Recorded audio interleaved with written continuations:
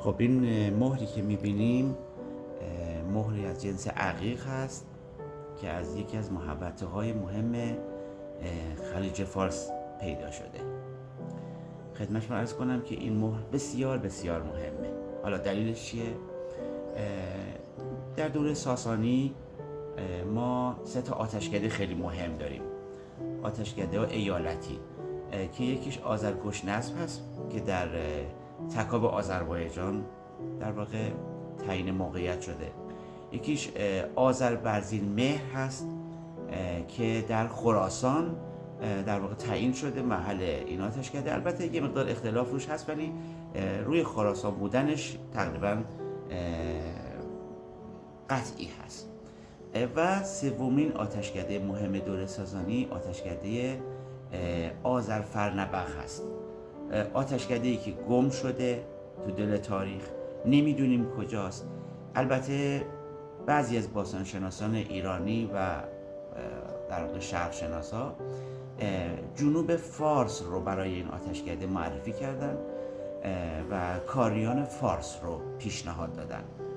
اما در مطالعات اخیر ما در سواحل شمالی خلیج فارس این مهر پیدا شد و بعد محوطه‌ای که این مهر به اون تعلق داره محوطه رو مطالعه کردیم و دیدیم که ظرفیت این که یک آتشکده مهم دوره ساسانی در اون باشه این ظرفیت رو داره این محوطه.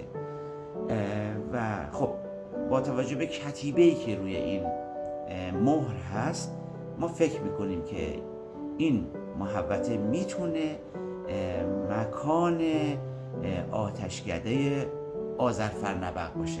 البته اثباتش نیاز به مطالعات تکمیلی کاوش‌های باستانشناسی داره، ولی تا اینجا این مهر و سایر مدارک باستانشناسی به ما این امکان رو میده که این محوطه رو به عنوان یک فرضیه برای این آتشکده یعنی آتشکده آذرفرنبخ پیشنهاد بدیم.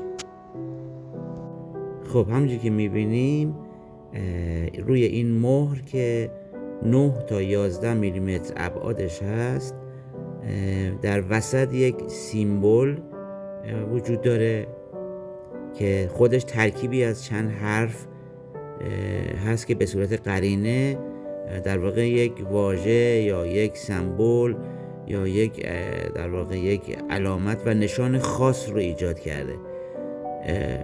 نشان ماه هم که در بالاش دیده میشه. دورش هم ما کتیبه داریم به پهلوی ساسانی که در واقع مضمون این کتیبه اینه که اشاره به آتش فرنبخ داره. ترجمهش به این شکله که فرای اورمزد نگهبان آتش فرنبخ.